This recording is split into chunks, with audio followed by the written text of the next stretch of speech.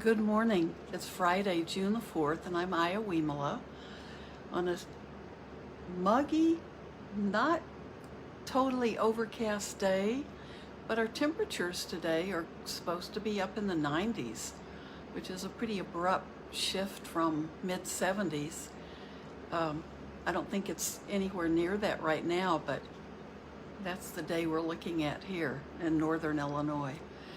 So I hope your Friday is going well, and I'd like to share with you again today another essay from Gil Fronsdale's book, The Issue at Hand.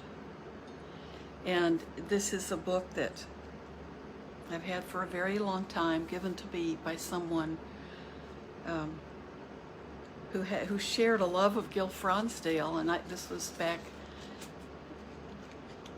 maybe, many years ago, so I didn't even know this book existed until she gifted it with me. We'd been talking about how much we liked his teachings. So this is an essay, and again, it continues the theme of nature and using nature as the image we work with. And this is following on the one I did yesterday that was called Being a Naturalist, and being that observer, observing things as they really are without judgment but with careful attention. So today is According with Nature. And this is the Dhammapada verse that's an inspiration. Who once was inattentive but now is not, illumines the world like the moon set free from a cloud. Dhammapada 172. According with nature. All spiritual practice involves change or a wish for change, to go from a state of suffering to a state without suffering, to go from agitation to calm, to go from a closed heart to an open, compassionate heart. When people first come to a spiritual practice, the desire, even the need for change is often quite clear. Conversely, in some advanced Buddhist practices, the desire for change may be so subtle that it may go unnoticed. For example, one may learn the practice of simply accepting things as they are, without wanting change. But even here there is change, from a state of non-acceptance to a state of acceptance.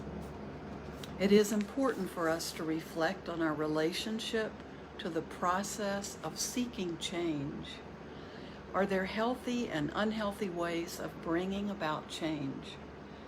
One way to look at this, one way to think of this, is to look at the distinction between change that accords with nature and change as an act of ego. Consider how a skilled gardener supports the growth of a flower. The gardener doesn't tug on a seed sprout to help the plant grow or pull open the petals to open a blossom. Rather, he or she nourishes and protects the plant, and so lets it grow and flower in line with its nature. In the same way, much of what sustains our life occurs without our needing to intervene. For example, the body knows how to take care of itself in a way that the mind would never possibly understand. The conscious mind cannot control everything related to the pumping of the heart, the circulation of blood, and the working of the immune system. What our bodies do without our conscious awareness is simply astounding. Our main role in these processes is to nourish and protect. In contrast to this natural unfolding, there is change imposed by the ego. Out of our insecurity, fear, hostility, greed, or ambition, and because of our phenomenal ability for abstract thinking, we easily impose our world of ideas on top of nature, rather than patiently allowing nature to show us what is needed and how we can come into accord with it. One concept we often impose on our experience is an assumption of permanence, which can put us at odds with the inherent impermanence of all natural processes. Another concept that can inhibit our expression, the expression of our nature, is a fixed image of ourselves, which can easily propel us to conform to shoulds and shouldn'ts.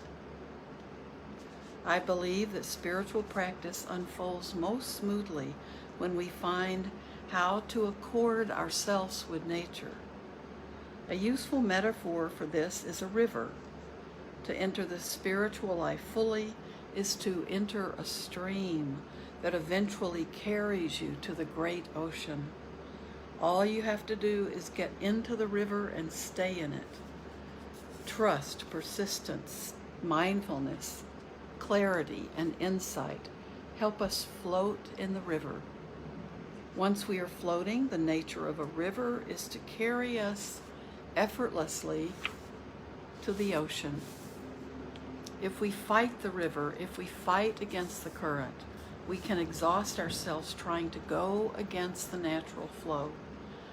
The river metaphor is quite different from the popular metaphor that likens the spiritual path to climbing a mountain, which suggests hard, constant, and willful uphill effort, and can lend itself to an ego-driven spirituality. The trek is hard, suggesting that not everyone can make it. The mountain peak may be quite narrow, suggesting it can only hold a few people at a time. In contrast, the ocean is big enough to hold everyone. The river metaphor is expressive of a practice of according with nature, with truth. This does not mean that spiritual practice requires nothing of us. A fast river may require our attention and navigation to stay in the current, off the rocks and out of the eddies. Practice requires mindfulness and investigation, supported by calmness and inner stability, to discover nature and how to accord ourselves with it. Often this entails learning how to leave ourselves alone, how not to interfere with the natural unfolding and healing that will occur if we give them a chance. Our conscious mind may not know what is supposed to unfold. Like a flower that needs water and fertilizer, our inner life opens in its varied ways when it is ready, if we nourish it with attentiveness, compassion, and acceptance. To work with nature, we need to study it thoroughly. One way to do this is to investigate all the ways we work against nature by being judgmental, hostile, demanding, hurried, unkind, or ungenerous. Another important way to study nature is through mindfulness of the body. Our bodies are, after all, a clear expression of nature. The body is perhaps our most intimate connection to nature. To be mindful of the body is to be interested in what wants to move within the body, what wants expression. Many of our volitions, desires, fears, aspirations, understandings, and emotions reside in the body. To resist nature is to keep these frozen within the body. But the opposite, to act on them blindly, also goes against nature. To accord with nature is to discover that you are nature. In Buddhism, there is a saying, those who practice the Dhamma are protected by the Dhamma. Another way of saying this is that those who practice in accord with nature are protected by nature. Those who practice the truth are in turn protected by the truth. May you all be protected by your nature.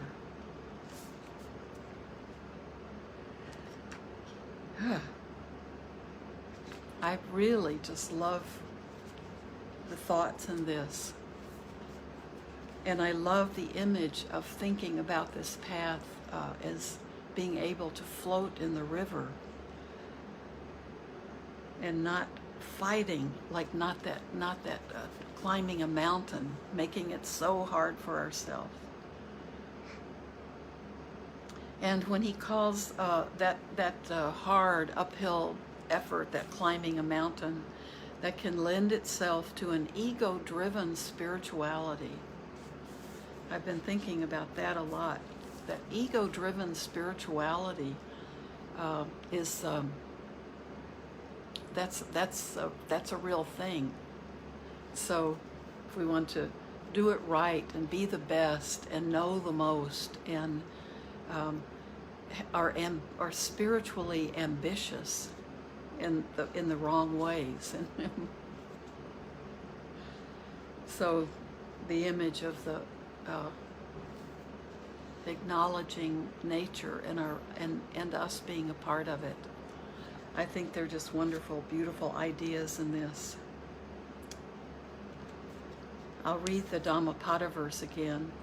Who once was inattentive but now is not, illumines the world like the moon set free from a cloud.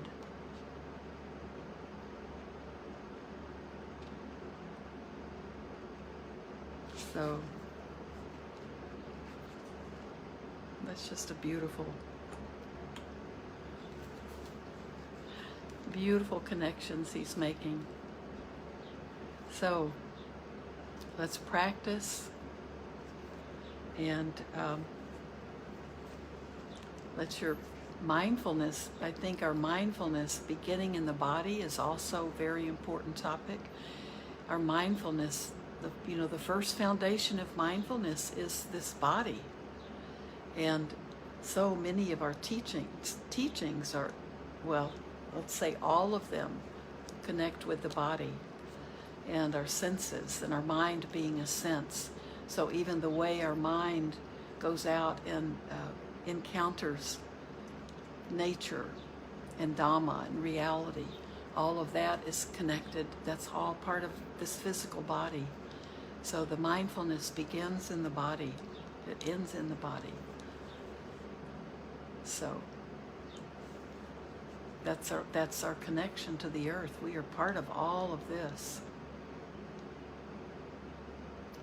So why don't we sit and be aware of that mindfulness of the body.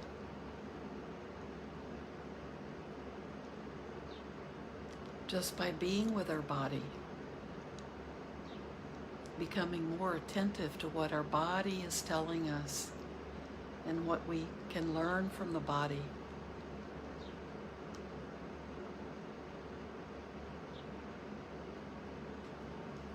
You can close your eyes.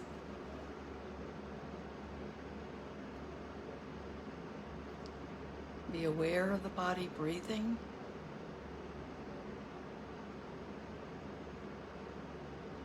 And that's one of those functions that we have to let the body do the work. Like our immune system. I love that part of his essay. There's so much about our body that's so much more complicated. It's a good thing that our body can take care of that. Because we can't control it. We can take care of it, but we can't control it.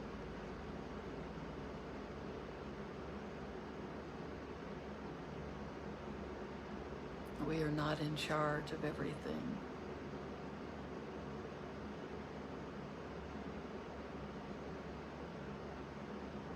Be aware of the body breathing.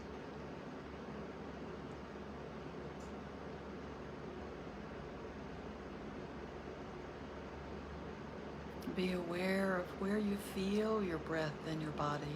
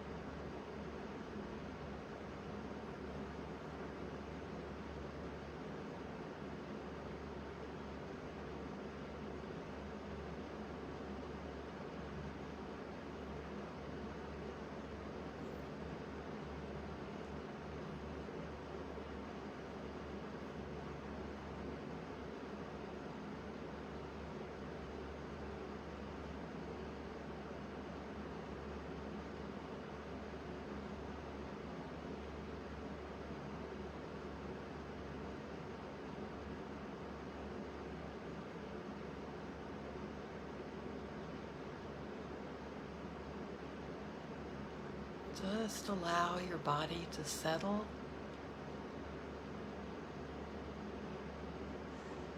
Let your focus stay on your breath.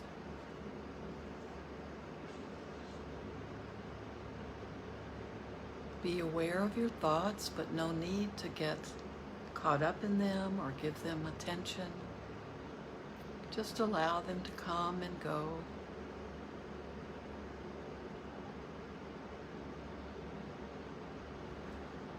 And if you want to work with these thoughts, you might be wanting to deal with a particular thought as it comes up. Try just to stay with the feeling of that thought and just investigate it. Just be aware, focus your awareness on it. Notice the qualities of it. If it's a habitual thought, just notice, when does this thought arise?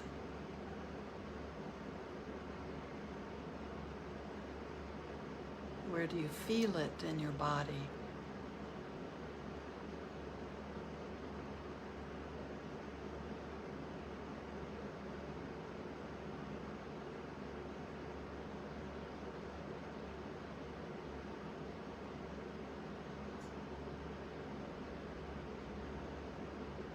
It may be a thought that typically causes you pain or sadness or maybe anger. Just be aware of what is that feeling and what is the emotional quality.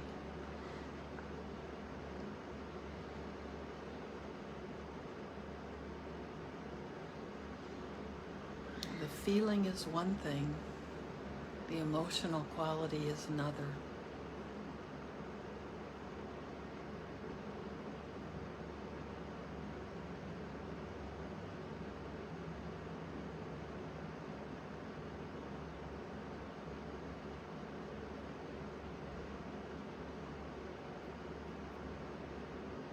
And you may want to linger with this thought, but it might be good to just let it go.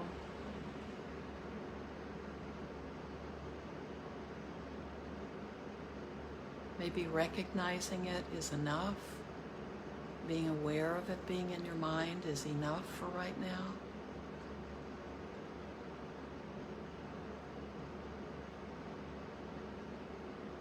You can come back to a neutral position. Let the thought go.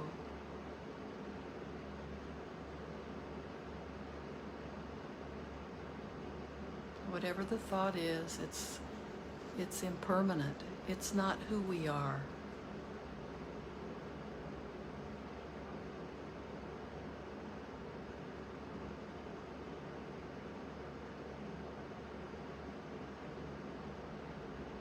And practice just coming back to the breath.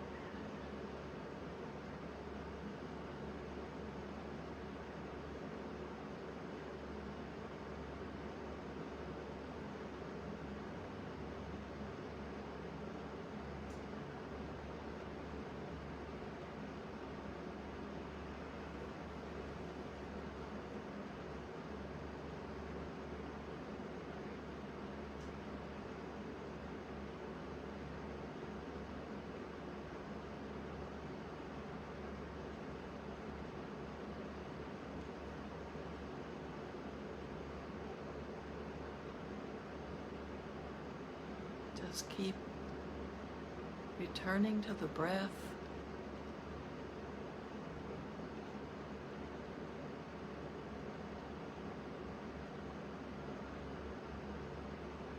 Letting go of tightness you may feel.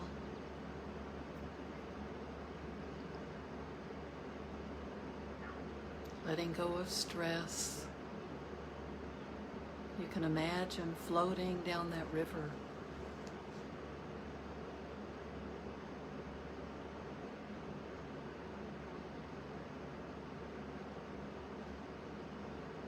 Let go of making everything into a mountain you have to climb.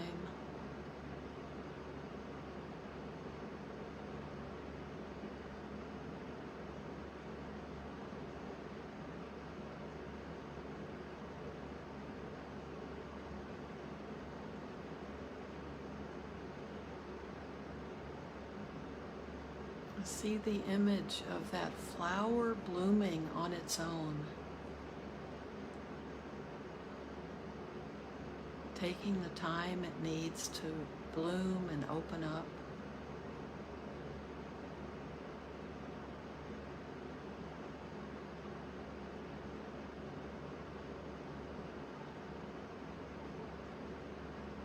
Resist the urge to force it.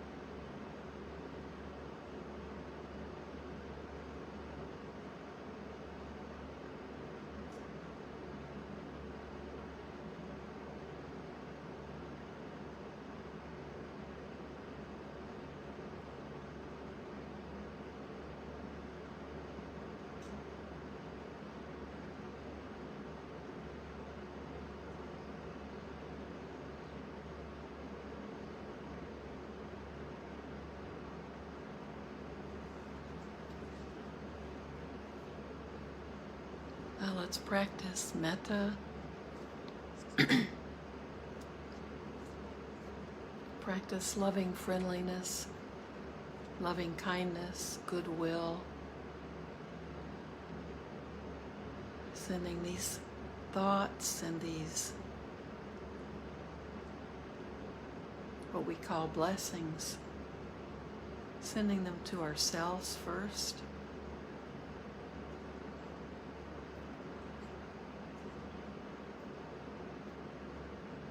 Really feeling that kindness towards ourselves, being our best friend.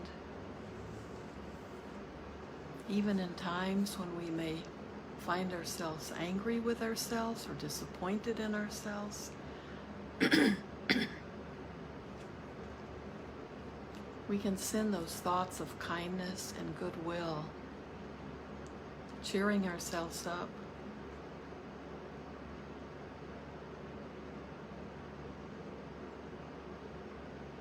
And then we allow these same feelings to radiate out from us to others, radiating out first to our loved ones,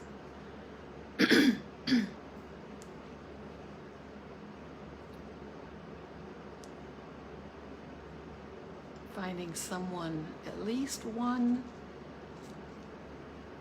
loved one that we can send these out unconditionally, send out this kindness.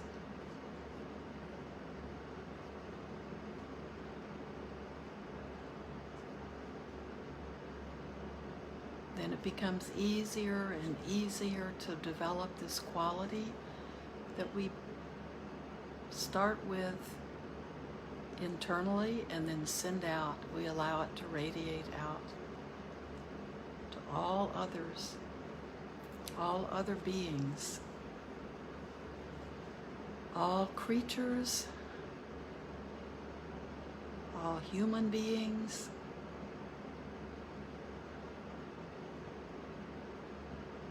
all non-human beings.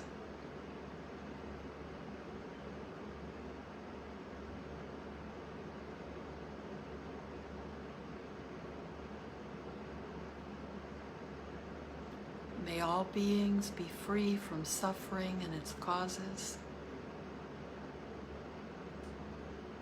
free from fear and anxiety and worry, free from hunger and thirst. May all beings be able to take care of themselves.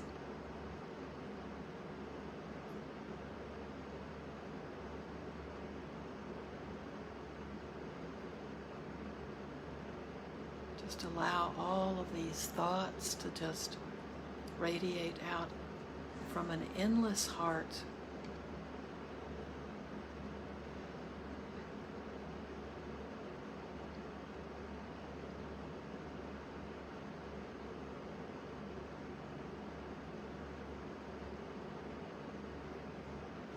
May all of you have a beautiful day.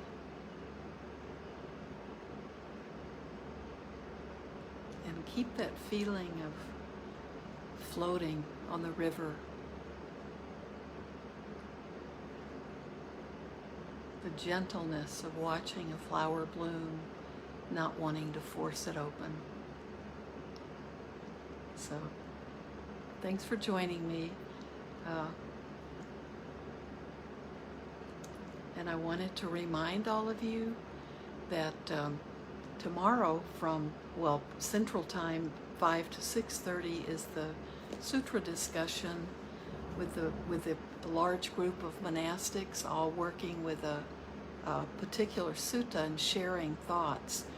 And that's Bhante Saranapala, the urban Buddhist monk, and it's a Facebook Live on his page, and it's lots of different monks. And if you're a fan of Blue Lotus Temple, you've seen several of the monks as speakers on Saturdays on Zoom, and you'll recognize some familiar faces. So hope you can make that, and if not, you can always see it later. Then it's on YouTube. I think it's on YouTube Live too, with his YouTube page. Thanks so much. Have a beautiful day and a beautiful weekend, and I'll be with you on Sunday. And let's share merit. May everything we do and say and think be done not only for our own benefit, but for the good of all beings. Thank you.